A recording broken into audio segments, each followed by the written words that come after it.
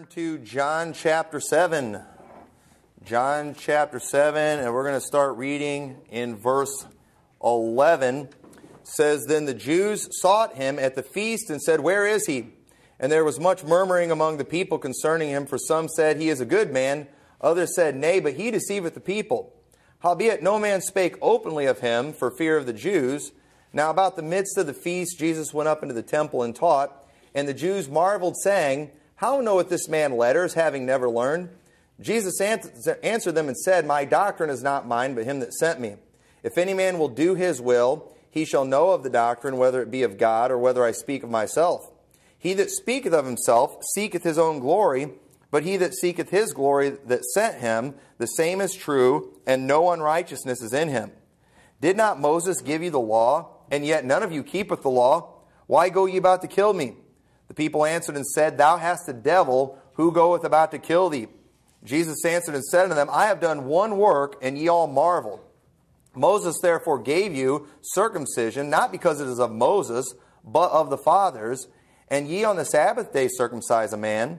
If any man on the Sabbath day receive circumcision, that the law of Moses should not be broken, are ye angry at me, because I have made a man every whit whole on the Sabbath day? Judge not according to the appearance, but judge righteous judgment. Well, I want to start today, I want to start a much needed series, I believe, on righteous judgment. And specifically, I'll tell you what I'm speaking on specifically today, but righteous judgment is something that we're forgetting about. Here in this story with Jesus, you have these people all trying to accuse Jesus of stuff, and you've got conflicting information coming his way. You know, who's telling the truth? What's going on here? And these people, they're trying to accuse Jesus of breaking one of the laws, but the truth is, when it came down to it, it was kind of a complicated situation, I guess you could say. And he says a very great statement here. He says, Judge not according to the appearance. Things are not always what they appear to be. You know, sometimes we can see things and we might think we're seeing something, but you know, yeah, it appears that way. I'm suspicious. But you know what? We can't always go off of the appearance. We can't always go off of how things look. And so Jesus said, judge righteous judgment. What's he talking about here? Well, you know what? In the Old Testament law, God gives us judgments. God tells us how we're supposed to judge matters. All right? I know you've had judge not, shoved down your throats over the years because nobody ever wants to be judged about anything.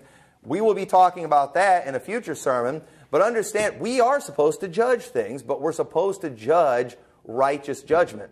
But you know what? Unfortunately, many people do not know how to do that. And in this passage here, you see a group of people, they're looking for fault with Jesus. If you look for fault in somebody, you're going to find it. And think about it. They're looking at somebody perfect, and they're finding fault. Now, was it legit? Absolutely not. We're talking about Jesus here. And they are, and that was, that a whole, if you look for fault, you're going to find it. You're going to find something that appears to be wrong in your eyes. People did that with Jesus. I think some of these people that were going after Jesus were probably sincere. But boy, were they dead wrong in their appearance. And they were convinced they found fault. It appeared he was at fault. It appeared that he had broken a law, but the truth is it didn't. Jesus said, sometimes things aren't as they appear, so you need to judge righteous judgment. And you know what? I know we've got a lot of senior citizens here today. I personally don't think this applies to you as much because y'all are old school. All right, we got a lot of people that are old school in their thinking and how they handle things. But let me tell you something about my generation. My generation's stupid, all right? My generation is a joke. My generation doesn't have the clue about righteous judgment. They don't know how to handle anything. They don't have a clue about anything. And I'm telling you, I'm telling the truth. I mean, you see it. That's right. They could you all could get up and preach this sermon for me right now.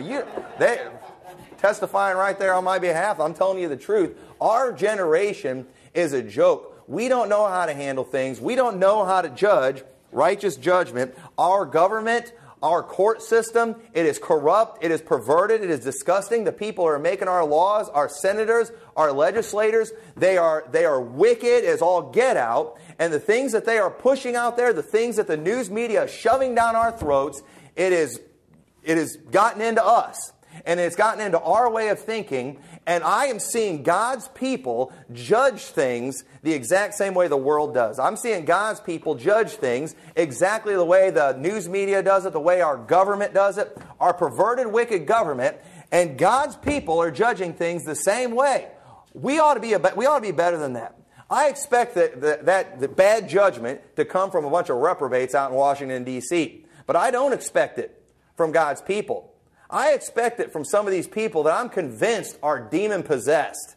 But I don't expect it from people that are supposed to have the Holy Ghost, to have unrighteous judgment, and not just, just wicked judgment, that it is identical to what we see coming out of Washington, D.C.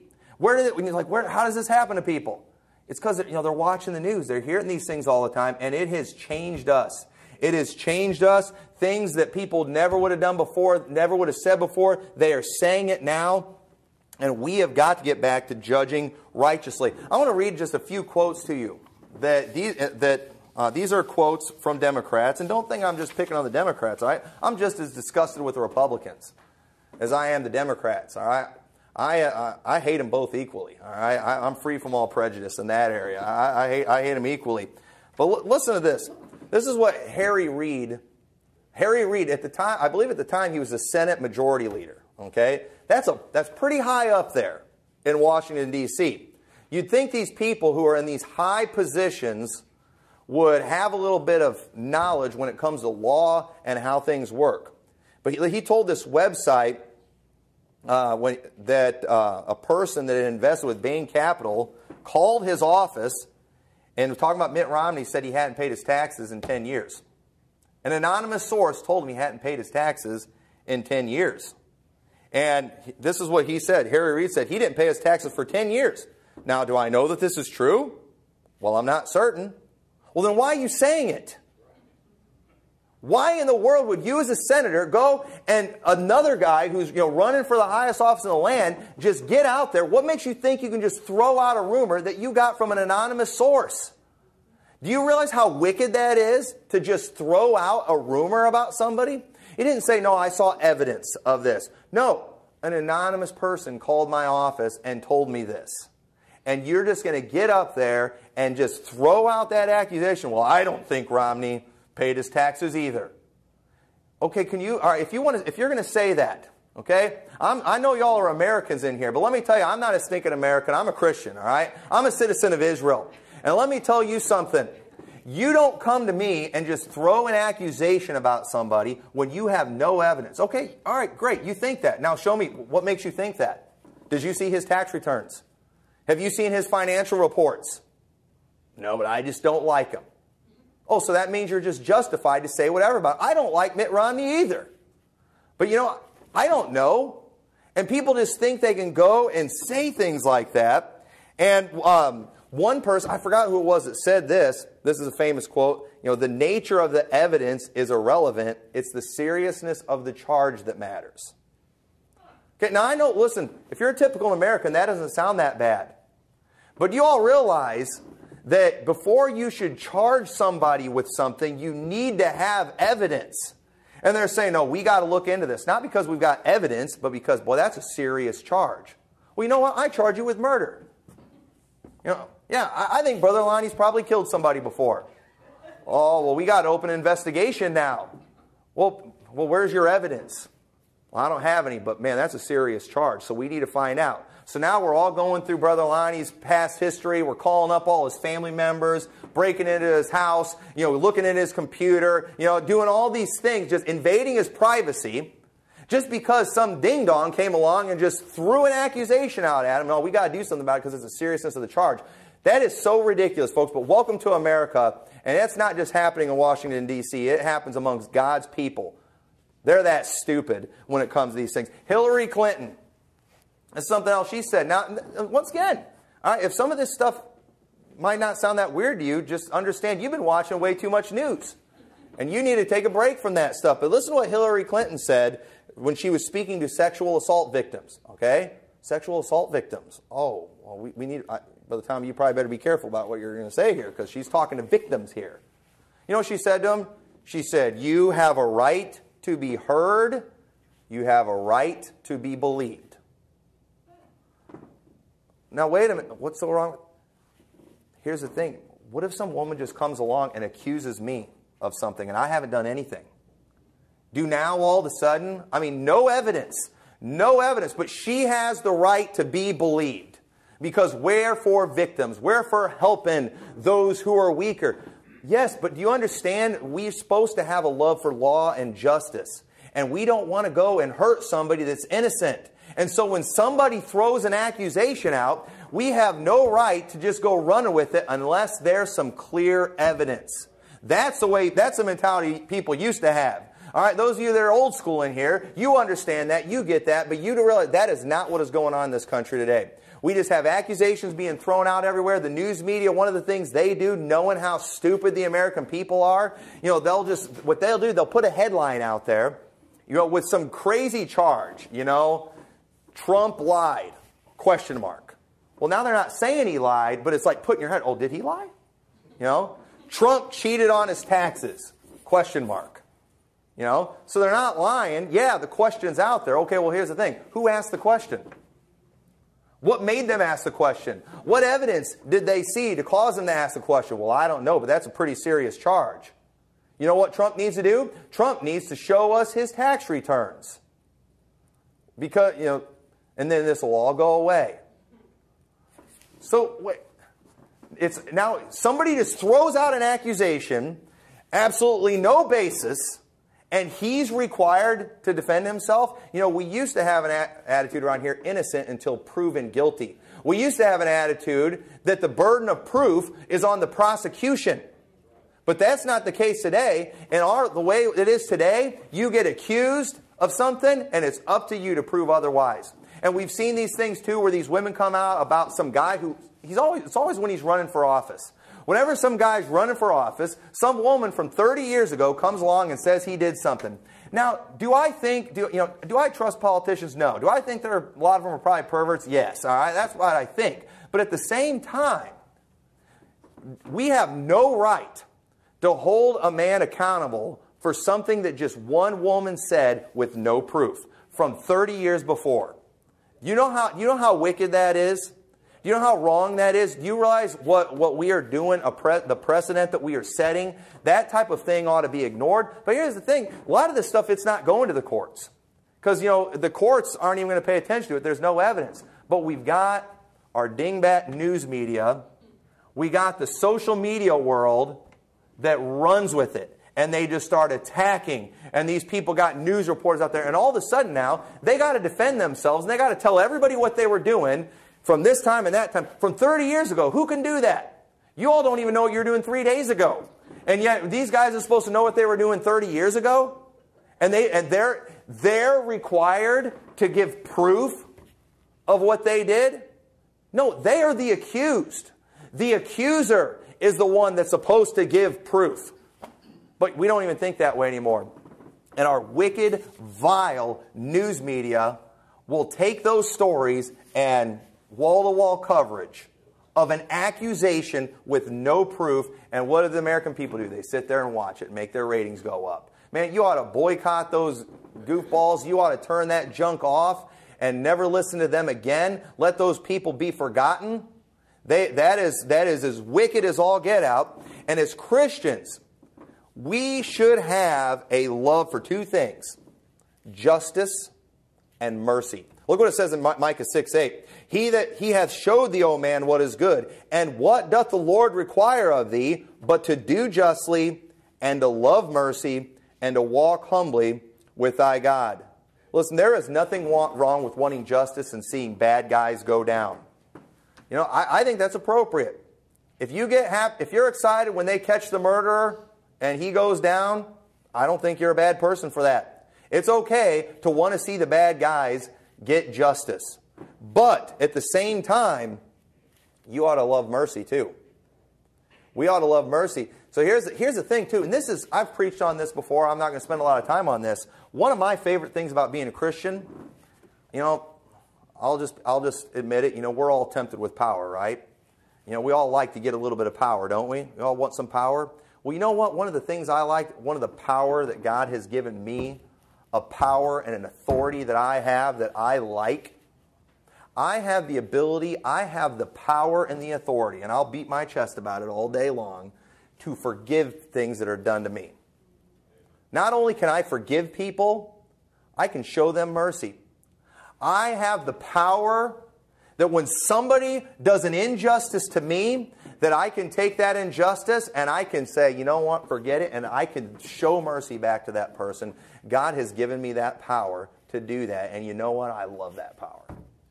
I like to use that power, and I'll use it all day long. I had people get mad at me recently because somebody that was doing me wrong, they got busted, and I pretty much gave them a free pass. And it was like, how can you do that? How do you let the bad guy go away? You know why? Because the bad guy was a bad guy to me. And I have that power.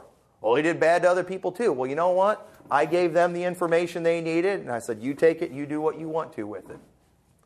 I have the power to forgive what's done to me, and none of you have anything you can say about it. You all can like it or lump it. But I will forgive who I want to forgive. I will show mercy to who I will show mercy to. And you have nothing to say about it. Now, if something's done to you, okay? If something's done to somebody else, I don't have the right to forgive that person. If you get your house broken into tonight and somebody steals your stuff, I don't have that power and authority to come along and say, you know what, I forgive him. They caught him, but we're going to let him keep the stuff. All right? I do not have that power, okay? While I do have a lot of power with what God has given me to forgive and show mercy, I don't have the power to do that. And so I'll leave that alone. I'll leave that up to you. And that's totally on you, what you want to do with it. But, we ought to love mercy. We ought to be anxious to show mercy, ready to show mercy to those who wrong us, but yet we ought to do justly too. We need to do things right. If there's somebody bad, when bad things go on, we ought to want justice, and we got to make sure we're doing justice. But unfortunately, many people today, they don't even know what justice is. They think justice is what these, people, I can't think of anything nice enough to say, these people out there protesting all the time and holding signs and screaming for justice. They think that's what these people are wanting is justice. Those people don't even know what justice means. They have no clue what justice is. That's what American people think of. But real justice we find in the Word of God. And when we're personally wrong, that's our opportunity. That is our opportunity to get to use that power and show mercy. When something's done to someone else who is innocent, we do have a responsibility many times to do something to help that person. There are some things that God has given us a responsibility to deal with. And so how far do we need to go to protect ourselves from bad people? I'm a friendly person. I like making friends with people. Okay? If somebody reaches out to me and wants to be my friend, you know what I've never done to anybody? I've never done a background check on anybody that's wanted to be my friend. I've never done a background check on anybody. I didn't do a background check on any of you people. I've never done a background check on any of my preacher friends. I haven't done it. I've never hacked their computer. I've never hacked their computer to find out what I need to know. I need to know if these are good guys or bad guys. You know what? I can be friends with who I want to be friends with. I don't need to do that. I don't need to call up their neighbors, get the lowdown. I'm not going to do that. I am not required to do that to protect myself. You know what? I'm okay with being vulnerable. I'm okay with giving people the benefit of the doubt. I'm okay with putting myself in a situation where somebody might lie to me, where somebody might do me wrong, where somebody might hurt me. You know what? I'll take that chance with people. I would rather just be friendly and be ready to forgive if I need to forgive and show mercy if I need to show mercy. I'm not going to go out there. I don't feel like I'm required and have the need to be guarding myself and make sure I don't let anybody with any type of badness come into my life. And so I'm going to do everything I can to check up on these people. I'll leave myself vulnerable. And if I get hurt, I get hurt. That's fine. I can take it. I can deal with it. And so, an example I want to give you, all right? Because once again, most people today, we don't think right when it comes to certain things. And what I'm talking about today is I want to show you from the Bible. I probably won't even get through all this today. But when it comes to accusations, okay, and the title of this message is Making and Receiving Accusations. Okay, accusations are a very, very serious thing. that we ought to be very careful with. And so kind of an illustration. All right, so let's suppose that you have a neighbor that you suspect is a drug dealer. Okay, we used to have a neighbor that we suspected of being a drug dealer. First house we lived in right across the street, we were convinced that guy was a drug dealer. We didn't know his name. We called him the drug dealer. Why did we call him a drug dealer? Well, cars were always stopping by his house late at night, and they'd run in and run out with a bag. And I don't know. I don't know that that's drugs, but we would notice that. We were nosy, always kind of looking out the window, watching what was going on, watching him and his girlfriend get in fights all the time. We watched him get locked out of the house one time. And we'd see these things, and we called him the drug dealer. We didn't know his name was, but we were convinced that he was a drug dealer. Now, because we were convinced he was a drug dealer, should we have called the police? With just that information? I mean, how should we have handled that? Should I have gone over to his house and confronted him? Sir, are you a drug dealer? Should I have gotten a posse together and raided his house and to find out, well, you don't understand, I hate drugs and what it does to people. I'll do whatever I've got to do to take down the drug dealers. Well, here's the thing. Who gave me the authority to do that? Who gave me the authority to just go breaking into somebody's house and arresting him? I have not been appointed to that position. And is that enough evidence? Just the fact that I see something that looks suspicious. That's very true. That was probably the real reason I didn't do it. But the truth is, Jesus said, judge not according to the appearance, but judge righteous judgment. Like, what is righteous judgment? His house, I looked at his house, and it doesn't have a say no to drugs sticker on the front door. Some people have those. So I don't know. How am I supposed to know if he's for drugs or against drugs? He doesn't have a sticker on his front door. When I'm looking at his house, I can't tell that he's against drugs. And you know what? A lot of us neighbors, we think that he might be doing drugs in there. And so you know what? It's up to him now to prove he's not. Is that righteous at all? Or is that just stinking wicked right there? You know what? That's stinking wicked. Oh, well, I noticed too in the front of his house, in his doorstep, he had a welcome mat. It says welcome. It says all welcome. So he welcomes homos in his house and perverts in his house, and we shouldn't go in that house. He's probably got homos in there. He's probably got this, that. Really? All right, well, it's not clear. Well, what? If it's not clear, then you know what? Leave it alone. Until it's clear, shut up. I'm sorry, I know I'm not supposed to say that, but you know what? Sometimes we got to learn, this generation needs to learn just to shut up and to keep their mouth shut. All right, who cares what you think? Okay, we had a situation here. I'm embarrassed about it. We had a guy here. We had a missionary here.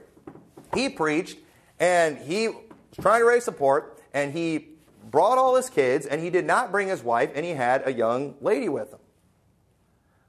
And, I'm nice. I give everybody the benefit of the doubt. But my wife doesn't, all right? And I heard about that all the way home. I can't believe he did. There's no way I would let you travel around some young lady like that. And she's just hammering me for this. I'm getting the snot beat out of me for something that he did. Well, we never took him on for support or anything like that. And she told me, she said, I saw him wink at her. I was like, are you sure? He's like, no, I saw him. I said, you sure one of the kids wasn't there and he's weakening the kids? I'm giving all these things. That's how I am, folks. I'm sorry, all right? I'm not looking to go out and hang people. Now, my wife is, but I'm not. I'm giving all these excuses like, we're not worried about it. Well, a couple months later, I get a phone call that his wife had gotten shot and killed. And I remember as soon as I heard that, I did not want to tell my wife about it. Because the first thing that popped into my head was the worst, too. I'll admit it. It popped into my head. But I was like, I can't find him guilty just for that. I wasn't going to say anything, but I had to tell her about it. Well, I told her about it. Right there, judge, jury, and executioner. Immediately, the original story was it was a robber. But immediately, she convicted him of murder. Now, eventually, the courts tried him, and they convicted him of murder, too.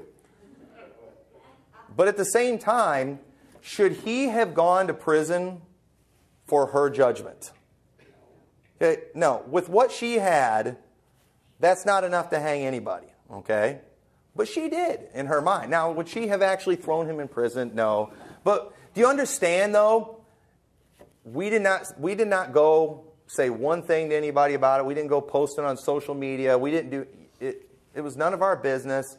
That, while that situation of him bringing the young lady, while it wasn't the most appropriate situation, while there was a possibility that there was a wink that had taken place, nobody should go to prison for that. But you know what most people would have done? They would have immediately taken that to Facebook, taken it to social media, and just throwing things out there, throwing suspicion their way in a completely unjust way. That is wicked. Sometimes we're going to see things, we're going to make judgments, and we might be right. I may have been right about that drug dealer across the street from our house. You may be right if you suspect somebody being a pervert. Well, I saw him wearing a pink shirt, or he wears skinny jeans, or, but is that enough to hang somebody? No, just because I think, now I might be right, but until I have clear evidence, I have no business, no right throwing suspicion that way, hurling accusations. That's wicked. And of course, after everything went down, I had to hear my wife. I was right. I knew it the whole time. Okay, great, you knew it. But at the same time, and she didn't. She didn't go out broadcasting it to the world and all that type of thing. But it's still, even though he was guilty, it still would have been wrong for us to go posting that on social media and gossiping to the world about it. It would have been wrong for us to do that. But most people, they don't think that way. You know why? Because they're too stupid, all right? They're too American. They don't understand justice and how things work. And accusing somebody is a very serious and it's very dangerous business. It's okay to do it. It is okay. An accusation is not a sin. But a false accusation is as wicked as all get out. Let me look at Deuteronomy chapter 19. Deuteronomy chapter 19 and verse 16. It says, if a false witness rise up against any man to testify against him, that which is wrong, then both the men between whom the controversy is shall stand before the Lord, before the priests and the judges which shall be in those days, and the judges shall make diligent inquisition, and behold, if the witness be a false witness, and hath testified falsely against his brother, then shall ye do unto him as he had thought to have done unto his brother, so shalt thou put the evil away from among you, and those which remain shall hear and fear, and shall henceforth commit no more any such evil among you. And thine eye shall not pity, but life shall go for life, eye for eye, tooth for tooth, hand for hand, foot for foot. Do you see what it's saying right here? So if I come along, now we don't have the death penalty in too many places, but if I come along and I accuse somebody of murder, and it is proven that I'm a false witness, if the sentence would have been death or even prison, as it would be in this country, and I was a false witness, I should get whatever he would have gotten. If I accuse Brother Rene of murder, and it's death penalty, and it comes out that I'm a false witness, I should be killed. That's what the law says. That's what God's Word says. Now, we don't do that in this country. If I go and I say somebody stole something from me, Brother Lonnie stole $100 from me, then you know what? If the penalty would be him paying me fourfold if he did it, and I lied about it, I now pay him fourfold. I owe him $400. That's what justice is. That's what righteous law is. That's what righteous judgment is. And do you understand that because we do, in America, you can make all the accusations you want. You can go on social media, you can accuse people whatever you want, and we got a bunch of morons that will hear the accusation and demand that that person prove that that's false, instead of demanding the accuser prove things. And just a side note, what in the world, why would you go to social media to make the accusation? All right, that's just a side note. But that right there is wicked to do that. And so God said, you're going to give them whatever he thought to have been done to his brother. You know why? So everyone else will hear and they will fear, because this is a great evil. They will corrupt the legal system. We can't have false accusations being thrown around. It creates problems. It creates conflict. It hurts people. And we've got to be very, very careful on how we handle these things. And listen, if you know somebody did something that's wrong, Go ahead and accuse them. That's fine. You are righteous in accusing somebody of something that they sure enough did. But you better be right in what you're saying. Otherwise, you are as wicked as all get out. And in our country, we do not have that law. But let me tell you something. We're Christians today. All right? We are supposed to submit to the laws of God. Okay? We are supposed to hold ourselves to these things. And while we're not going to go, why we shouldn't go kill ourselves if we make a false accusation, we ought to at least have enough character to say, you know what? The Bible says you make a false accusation of somebody, you ought to get whatever you thought would be coming to them and say, you know what? Yeah, I could make that accusation. I could hurt that person that I don't like, but you know what? I'm not going to do it. Because while there will be no consequences in our perverted country, God hates that. God hates a false witness that speaketh lies. God hates him that soweth discord among the brethren. It's an abomination to him. One of the 10 Commandments, thou shalt not bear false witness against thy neighbor. We're not supposed to carry false information around. Well, it's not my fault. This person told me. Well, you're still bearing the false witness. Yeah, but I didn't make it up. Yeah, but you're bearing the false witness. Why don't you get some confirmation? Okay, you're the one that saw it. And I'm telling you, listen, I am not a judge. I never ran for judge. I have no desire to be a judge. But yet I've got people these days, they want to make me a judge of a situation, and they want to bring me their second and their third hand sloppy evidence, and they want to throw it on me and now tell me to make a judgment on it. And I'm sorry, I'm going to judge righteous judgment. And I don't give a rip about your second and your third hand information. I don't give a rip about your lies. I don't give a rip about what somebody said they think they saw. And you know what? Here's the thing. You all just declared me the judge of this imaginary world and this imaginary nation where I have all this power. Well, guess what? In my imagination where I have all this power, I say, who cares? Forget it. I'm out. I'm done with it. I don't have to mess with this stuff. It's crazy the way people think today. Where does this come from? Social media is the problem, folks. Social media, collective stupidity, all coming together and just latching on to people, and it spreads like a fungus. And I'll tell you, I'm new to some of this stuff. And I'm asking myself, in the Sodom and Gomorrah of the internet world, that places like Facebook are, am I just ready to let it burn, or do I still want to try to save some people out of there? And I'm about ready to just walk out and let the fire and brimstone fall on that place, because I sure don't want that stupidity rubbing off on me. I don't want that sick, disgusting fungus growing on me and messing me up and making me as stupid as all these other people. Some of these people, they don't have low IQs. They weren't born with some mental deficiency. Okay? It's something that happened to them. It happened to them from the constant stupidity that they have surrounded themselves with. And before we make an accusation, we better be willing to die for what we said. We better be willing to die. Now, nobody's going to put us to death for lying. Our country's a joke. Okay? But at the same time, we ought to have as much conviction about what we're saying as if we were in a situation where we would die. Now, some people are just so stupid and they're so stubborn. They will die for a lie. They will die before admitting that they are wrong about anything. Don't look at that person and think they have any conviction in their life. They're just as stubborn as a mule. And as stupid as one, too, if you ask me. I'm sorry I'm having a bad attitude about some of this stuff, folks, but I hate wickedness, all right? I got to get this stuff off my chest so I can keep being a nice person. I'm not holding there.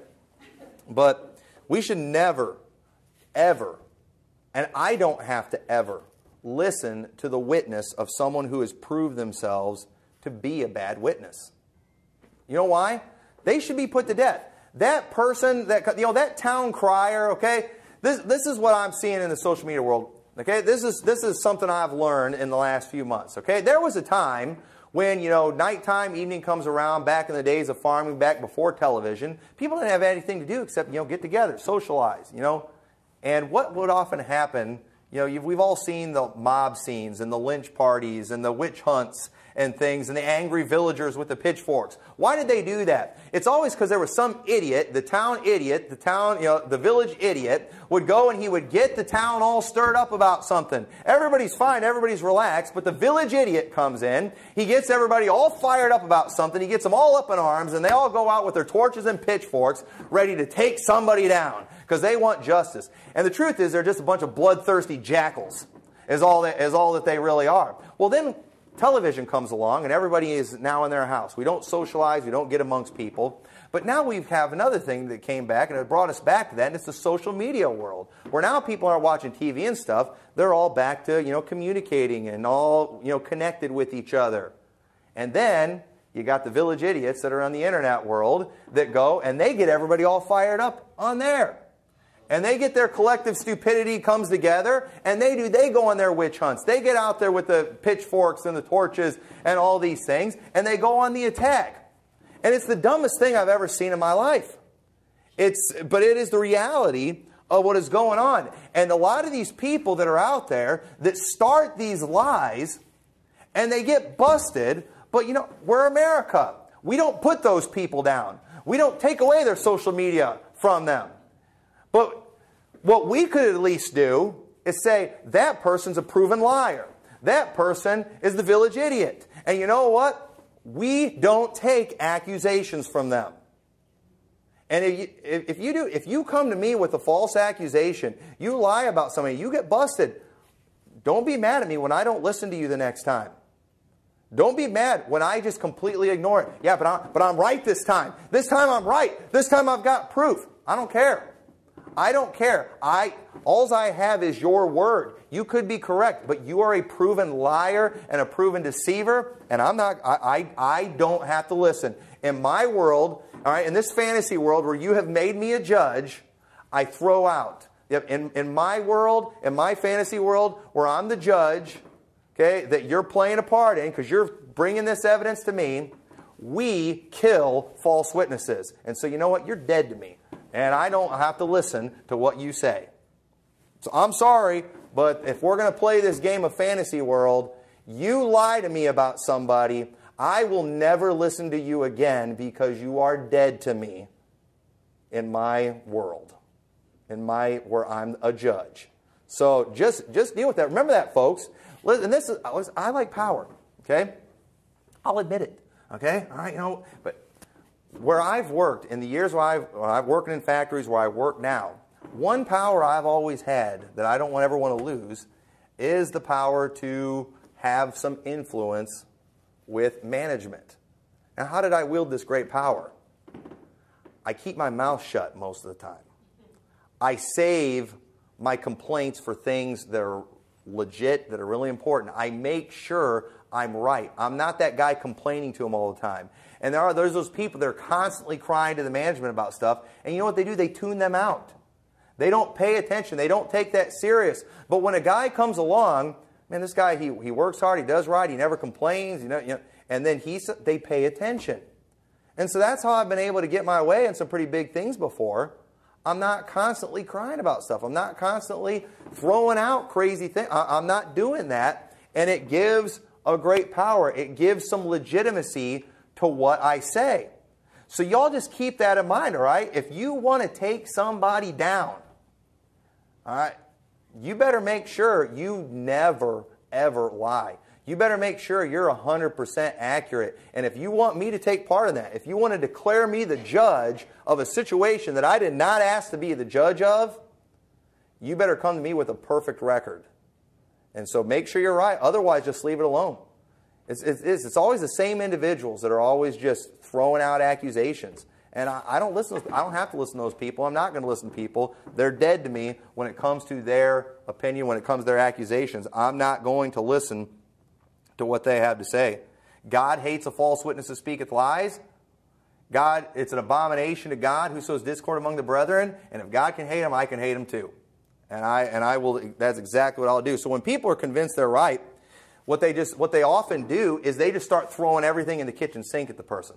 All right, well, let's just throw everything at them, just hoping something sticks. And we see this in politics all the time, where they just throw everything at the opponent. They accuse them of everything, just hoping something sticks, and then one thing sticks.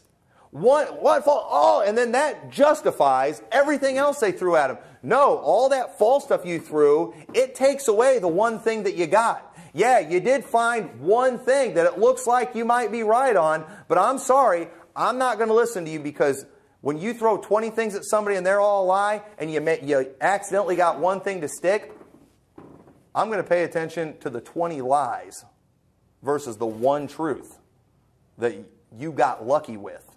You didn't. It got lucky and it stuck. And so we got to watch out for that. We need to be careful about receiving accusations. And look, in the world where you're trying to make me the judge, all right, if I'm going to play in this fantasy world too, once again, I'm allowed to make some of these rules. And if I don't want to receive the accusation, I don't have to. Okay? I've not been elected to judge of anything. The only thing I've been, I'm the pastor of this church. I'm the pastor of this church. That's it. That's all I am. I'm the husband of my wife. I'm the leader of my home. So when it comes to those things, I'll judge those. But when people bring other stuff at me, they want to throw accusations and make me to be a judge, I don't have to accept that responsibility. I'm not entitled to do that. I did not ask. I have not run for any office. And so I'm not going to do it. And I'm going to be careful. I'm going to be very careful about receiving an accusation. And I'm going to have to stop at this. But look at 1 Timothy chapter 5 and verse 19. 1 Timothy chapter 5 and verse 19. Oh, I didn't put it in my notes. I'm going to have to turn there. I got so much more scripture I was hoping to get to, but we'll have to save it for next week. It says, against an elder receive not an accusation, but before 2 or 3 witnesses. Okay, now why is this different? You know, when it's specifically talking about an elder, why is it telling somebody not to receive an accusation but before 2 or 3 witnesses? Why the difference? Well, because first of all, receiving an accusation is a very serious business. And the higher up the individual is, the more serious we should be about that accusation. You know why? Because it affects a lot of people. When it comes to politicians, these leaders, we should be I wish the news media would be careful about the accusations they receive. I wish news was evidence of wrongdoing, I wish the news is, today, it's all accusations. That's not news. Okay? Accusations are not news. Some woman saying, this guy's a pervert, he did this to me 30 years ago, that's not news. What's news is when there's evidence that says that he actually did it. That's news. An accusation is not news. And the higher up the person is, the more consequences there are, and the bigger problem is if you hurt that person's name. Okay? We don't need accusations being thrown at me as a pastor of this church. It'll hurt the name of the church. It'll hurt the whole church. So it needs to be very serious, and things need to be done privately. And so if you've got a problem, all right, maybe somebody thinks they saw me doing something, you don't go post it on social media. You know what you do? You go and you get 2 or 3 witnesses that can be trusted. And you go and, hey, this is what I saw. And they're going to witness these things. And so we can make sure that, hey, they can ask questions and we can see, is there any legitimacy to this? But no, people just immediately post stuff on social media because they're Americans, because that's how Americans do things. And those in high places affect a lot of people, and we've got to have those witnesses because it's a big deal. Some things are so important that we get it right. One witness just isn't acceptable. We're not going to turn there, but in Deuteronomy 17, 6 and 7, talking about, it says they were not allowed to put somebody to death for one witness. Okay? For one witness, you do not put somebody to death. That's way too serious. Putting somebody to death is a big deal, and we cannot kill somebody because one person said, I saw them do this, I saw them do that. That's not good enough. We got to have 2 or 3 witnesses. Why? Because it's more important that we do justice than that we get the bad guy. It's like, well, so what do we do to get the bad guy? No, we've got to do things right. We've got to do things just. We ought to stand for things. We ought to stand for righteousness. We ought to stand against drug dealing. We ought to stand against false doctrine. We ought to stand against all those things. But understand that launching an attack on somebody, especially if they're innocent, that's not taking a stand. That's launching an attack. And when you're going to attack somebody and have accusations, you better be right. And if you're right, accuse away. But if you're not right, shame on you. And when you get busted, you need to have the decency to go crawl under a rock and never come out. And until you're ready to do that, you know what? Leave me out of it. Before you come to somebody and accuse me or accuse somebody in this church about something, you come to me with that accusation, boy, you better have proof. You better be right. And you better have enough guts to say, listen, if you accuse somebody of something that would get them kicked out of this church, and you bring that accusation to me and it turns out that you were wrong, you ought to have the decency to not even make us go through the motions of throwing you out of this church. You ought to leave, because that's wicked to accuse somebody without proof. Suspicion is not proof. Okay? That's not proof. You've got to have proof. If you're suspicious, until you get hard evidence, you just keep it to yourself, keep your mouth shut, keep your eyes open, but keep your mouth shut. And the world would be a better place if people would do that and if they would practice that. And you know what? I don't expect to see it anytime soon from our government. I don't expect to see it anytime soon from the news media. I expect them to get worse and worse and to be more devilish and demonic and just reprobate as time goes on. But you know what? I expect God's people to practice some of these things. And so we're going to be continue preaching about righteous judgment, because I don't want any part of this, and we've got to understand. You're not going to learn about this in the public schools. You're not going to learn about this in most churches. All right, but we're going to learn about it here, and we're going to practice these things. And the last thing I want is a church full of tattletales. I hate tattletales. If something's legit, that's one thing.